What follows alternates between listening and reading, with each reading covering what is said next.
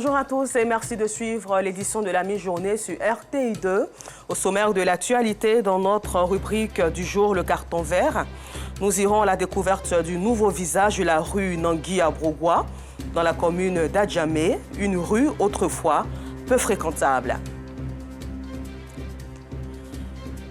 Et puis hors de chez nous, au Cambodge, après 38 ans au pouvoir, le Premier ministre Hussein, âgé de 70 ans, a démissionné ce jour afin de passer la main à son fils. Encore merci à vous d'être présents sur RTI 2. Les bousculades, embouteillages et bruits de moteurs interminables sont désormais un lointain souvenir pour les usagers du boulevard Nangui à Brogua dans la commune d'Adjamé. Cette voie à grande circulation, longtemps considérée comme un lieu insalubre et difficilement fréquentable, fait peau neuve. Les vendeurs ambulants ont été déguerpis, laissant une circulation plus fluide. Les automobilistes bénéficient des parkings tout le long des artères. Les propriétaires de boutiques et magasins ont retrouvé les quiétudes car les clients peuvent facilement s'acquérir les marchandises. Et ce nouveau visage du boulevard Nangui à Brogua est l'œuvre des autorités de la commune d'Adjamé qui souhaitent faire de la commune un label de développement. Et notre équipe de reportage composée de Justin Kwasi, Pagassoro Kone de Madongui, Zie Traoré et Issa Dombélé l'ont constaté. Suivons ensemble. Le boulevard Nangui à Brogua présente une mine assez luxuriante ces derniers jours. Longtemps qualifiée d'insalubre et de désordre, l'artère se défait peu à peu de cette réputation. Située dans la commune d'Adjamé, il la relie à celle du plateau, la commune des affaires. Ce boulevard mythique, il faut le savoir, est composé d'une voie à double sens exclusivement dédiée au bus de la société de transport abidjanaise Sotra, ainsi que de deux voies de part et d'autre de la voie Sotra pour les autres automobilistes. Désormais, plus de bousculades, plus d'embouteillages, ni bruit de klaxons sur cette voie. Du moins, il faut l'espérer. Et pourtant, nous sommes à l'un des plus grands marchés du pays et même de la sous-région où des millions de personnes défilent au quotidien. Cette circulation fluide procure assez de joie à l'ensemble des usagers. Nous avons fait du bon travail. Sinon, avant, pour passer ici, c'était dur. Mais maintenant, on peut circuler normalement, on peut bien garer. Mais où c'est un peu dur, c'est quand il sert mal, c'est là la mairie vient mettre les chameaux pour que c'est plus apprendre à bien serrer pour que les gens puissent passer, quoi. Sinon, à part ça, tout le monde circule bien. Avant, quand on venait à Adjamé, on devait dépasser dans les couloirs. Maintenant, on peut passer normalement. Tout va bien. Le maire travaille bien. Il y a ceux qui étaient de la maison à 11h. Il sait que quand il est venu ici, il n'y a pas d'embouteillage. Donc, je suis devenu alors que je vais à Adjamé. Mais ce n'est pas tout. Des surprises, de bonnes surprises sont enregistrées. Ici, plus besoin de se casser la tête pour stationner. Quel bonheur pour les automobilistes. Avant, il avait commencé à tester la route, mais maintenant ça va. Elles sont là un peu derrière. Moi, j'arrive à bien garer, je sors sans problème. Je reste sans problème. Même quand ils sont pour aller pour mes livraisons, il n'y a pas de problème. En tout cas, le maire a bien travaillé par rapport à l'embouteillage ici, les trottoirs là, c'est bon. J'ai eu la facilité de garer aujourd'hui à Adjamé. Bon, ça m'a beaucoup étonné, puisqu'habituellement c'est compliqué. Il faut faire tout le long alors qu'on veut aller juste à côté là. Mais aujourd'hui, je suis arrivée, j'ai vu que les jeunes m'ont interpellé eux-mêmes, m'ont fait garer facilement, sans problème. J'étais vraiment contente. Donc si ça se passe comme ça sera plus facile de venir à Adjamé. Parce que venir à Adjamé avec une voiture, on a peur parce qu'on se dit comment est-ce qu'on va pouvoir garer. Mais bon, je suis contente aujourd'hui. Sur cette voie publique, par le passé, était obstruée par des commerçants. Ce n'est plus le cas aujourd'hui. Les vendeuses qui exposaient leurs marchandises sur les étals en pleine voie ont déserté les trottoirs. Un véritable soulagement pour les piétons. La circulation est fluide par rapport aux années antérieures. Parce qu'avant, il y avait les vendeurs sur le trottoir, mais depuis un moment, ils ne sont plus là. La mairie veille à ce que les vendeurs soient plus sur le trottoir, donc ça permet à ce qu'on circule plus facilement. La satisfaction se trouve au niveau du temps, parce que souvent, tu n'as que quelques minutes pour venir faire tes courses, mais tu ne pouvais pas tout finir. Oui, ça fait la joie forcément, puisque gagner en temps, ça fait toujours la joie. On dit merci au maire. J'ai pu faire mes courses en fonction du temps prévu par rapport aux années antérieures. On peut dire que c'est dû aussi à la fluidité de la voie. Aujourd'hui, on arrive à circuler normalement. Il n'y a pas assez d'embouteillage qu'auparavant. Avant, c'était difficile de circuler et on avait peur vu la masse de la population qui était entassée, bon, souvent il y avait des vols, donc ce n'était pas prévu qu'on puisse circuler normalement. Mais aujourd'hui, on peut circuler sans crainte et on espère qu'ils vont améliorer encore. Et c'est à quelques mètres du trottoir, à une distance bien respectée, que sont installés les magasins. Pour ces gérants, cet aménagement, ce grand nettoyage profite bien aux propriétaires de boutiques et de magasins. Depuis l'opération du maire à dégager le trottoir, la fluidité est devenue plus rapide. On constate que les clients viennent directement dans le magasin, ils n'ont pas de soucis. Et puis l'agression se fait peu. L'agression, la sécurité aussi est intacte. On ne fait que remercier le maire concernant ça. Donc c'est devenu plus facile. Ce déguerpissement laisse apercevoir un espace accueillant qui brille de mille feux. Des pots de fleurs, des arbustes, tout le long du boulevard sont visibles. Il est strictement interdit de jeter les ordures dans ce cadre, c'est n'importe où et n'importe comment. Ne vous méprenez pas. Nous sommes bel et bien sur le boulevard Nangu Abrogwa dans la commune d'Adjamé. Cet embellissement, ce nouveau et beau visage de l'avenue Nangu Abrogwa ne laisse pas les usagers indifférents. Depuis un certain moment, on remarque plus trop de déchets au niveau du trottoir ici. Voilà, et je pense que c'est dû aussi au niveau de la mairie, parce qu'avant, il n'y avait pas de contrôle. Mais maintenant qu'on vient, la voie est un peu dégagée, ce qui fait qu'on peut facilement marcher, faire les achats. Le goudron est bien nettoyé, on ne voit plus les sachets, les déchets. Au niveau de la salubrité, il y a eu vraiment un peu d'amélioration, pour ne pas dire beaucoup même d'ailleurs. Contrairement aux années passées, il y avait beaucoup de saleté partout. Beaucoup de saleté, on ne pouvait pas vraiment circuler. Et aujourd'hui, on constate que vraiment le boulevard est dégagé, le boulevard est propre, à la fluidité. Cette allure reluisante, attrayante, scintillante, étincelante et lumineuse de la commune d'Adjamé, notamment du boulevard Nangu Abrogwa, est née de la volonté du maire qui, dès son accession à la tête de la commune, a fait de la lutte contre l'insalubrité, l'incivisme et l'indiscipline sa priorité.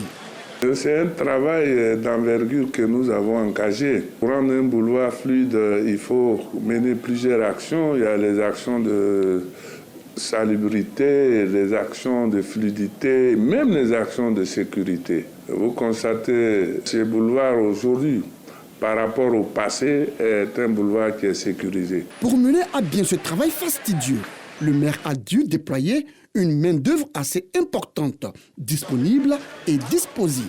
Il fallait quand même parer au plus pressé, engager des actions vigoureuses au niveau de ce boulevard pour que ce boulevard soit fluide.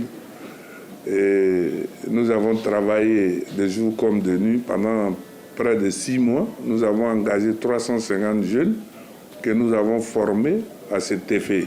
Le boulevard Nangu Abrogwa est aujourd'hui l'un des joyaux de la commune d'Adjamé.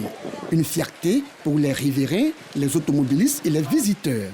Au vu de tout ce travail de longue haleine et des efforts consentis par les autorités municipales, faisant de ce boulevard la vitrine de la commune, la rédaction de RTI2 attribue un joli, un beau, un charmant, un magnifique carton vert au maire d'Adjamé et son conseil pour les féliciter et les encourager dans leur politique et leur quête inlassable de lutte contre l'insalubrité dans leur commune. Carton vert également aux usagers du boulevard Nangu Abrogwa pour leur comportement responsable et civique, permettant ainsi de garder le boulevard propre et limpide. Enfin, carton vert aux commerçants qui respectent à la lettre ces mesures prises par la municipalité.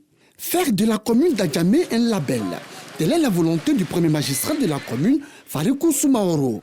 Le boulevard Nangu Abrogwa n'est qu'un pas vers cet idéal tant recherché. Et pour parler toujours de développement et d'embellissement, plusieurs échangeurs sont en construction dans la ville d'Abidjan. Bien qu'utiles, les travaux ralentissent la circulation. Et dans les communes d'Adjamé, Abobo et Cocody, les automobilistes sont obligés de passer de longues heures dans les embouteillages. Difficile donc pour les piétons de traverser les voies Mais ces usagers ne désespèrent pas. Ils attendent impatiemment la fin des travaux pour une circulation plus fluide, selon Justin Kwasi. Embouteillage et bruit de klaxons, non loin de l'échangeur de la commune d'Adjamé, quartier Makassi. Une ambiance familière aux usagers depuis le début des travaux de cette voie. Ça fait déjà 1h45 de bois sec ici que je suis en route. Parce que j'ai un rendez-vous à Adjamé tout de suite là. Donc vraiment, nous-mêmes on est pressés que ça soit fini. Les déviations ici, là, tu vois, c'est pas trop bien, le coin, tout est trou, on ne peut pas faire des déviations pour que tout le monde puisse passer. La circulation est de plus en plus dense. Difficile pour les piétons de se frayer un chemin ici. Et ce, bien que des volontaires essaient de réguler la circulation. J'habite Ville, je vais me rendre en bas du pont à Adjamé. Donc comme là-bas, la route est bloquée, je suis obligé de venir vers ici faire le grand tour pour aller à Adjamé. C'est un peu difficile si tu es avec un enfant, parce qu'il y a assez de voitures, il n'y a pas de ponts piétons ni rien, quoi, donc c'est pas facile. Dans la commune d'Abobo, même ambiance. La voie est en chantier. Les automobilistes parcourent de longues distances pour rattraper la voie principale. Pour arriver ici, on passe par gendarmerie, voilà, et on passe par Marley, ainsi de suite, puis on sort par Banco. Là, maintenant, on continue vers Adjamé. C'est comme ça qu'on fait. Mauvaise conduite, puis bon, mal stationné, tout ça là, ça compte. Surtout le Bakaï s'arrête sur la route même pour charger normalement avant de décoller. Pourtant, la voie rétrécit. Il en est de même pour les piétons. La voie, c'est petit pour les piétons. En tout cas, vraiment, c'est petit. C'est bien, parce qu'autant plus que si ça là est fini, on sait bien qu'il n'y a pas de problème. Vraiment, le président travaille bien. Quelques kilomètres plus loin, dans la commune de Cocody, un autre échangeur en construction. Ici, les travaux sont également loin d'être terminés. Mais la construction de cet échangeur fait déjà la joie des futurs usagers. Je dis merci au président de la République, ce qu'il a en train de faire pour le pays. Ici, là, l'embouteillage, une fatigue. Bon, actuellement, quand ça va finir, on n'a plus d'embouteillage pour aller au travail. Je suis impatient pour que le travail finisse, puisque aujourd'hui, ce qu'il a besoin aujourd'hui, c'est pas facile. Voilà, si ça finit, là, ça arrange tout le monde. Plusieurs échangeurs sont en construction dans le district autonome d'Abidjan. Objectif, désengorger au maximum le trafic routier ivoirien. Et pour l'autonomisation de la femme par l'agriculture, la coopération allemande GIZ a fait un don en matériel agricole aux femmes productrices de cacao issues de la coopérative Scanias d'Anassué. Ce don en matériel agricole d'une valeur de 50 millions de francs CFA servira aux bénéficiaires d'améliorer leurs conditions de vie par le développement d'une épargne locale et surtout la diversification des cultures. Yacouba Koulibaly. 900 productrices de cacao de la coopérative Scanias d'Anassué bénéficient de matériel agricole d'une valeur de 50 millions de francs CFA. Un don de la coopération allemande GIZ. Ces femmes vont également être formées en vue d'améliorer leurs conditions de vie par le développement d'une épargne locale et la diversification des cultures. Nous sommes ici pour faire un peu le suivi du travail après la formation et le coaching sur la diversification et la formation des AVEC. Ce sont des groupes d'épargne avec les femmes.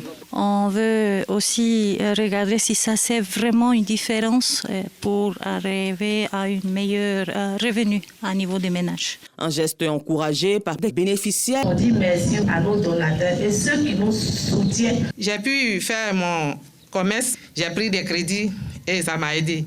J'invite toutes les femmes de ce village de se joindre à nous. La société coopérative Scanias a été créée en 2014. Elle a pour objet la production, l'achat et la collecte, le stockage, le transport, la commercialisation et la transformation de produits agricoles et oléagineux. Elle effectue toute autre opération qui concourt à la réalisation de son projet social et au développement de sa communauté.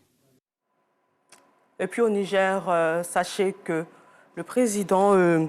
Ce mercredi 26 juin, au Niger, dans la matinée, les militaires ont bloqué les accès à la présidence. Le chef de l'État, Mohamed Bazoum, est en discussion avec les mutins. Et puis, en Grèce, la Grèce pourtant coutumier des vagues de chaleur estivale connaît l'une des plus longues canicules de ces dernières années, selon des experts de l'EMI. Les très fortes températures combinées à des vents forts, allant parfois jusqu'à 60 km/h en mer, ont provoqué des incendies majeurs depuis 8 jours. Et pour terminer, sachez que le Premier ministre cambodgien Hun Sen, 70 ans, a annoncé sa démission ce mercredi et va passer la main à son fils après 38 ans au pouvoir. Merci et bonne suite de programme sur RTI2.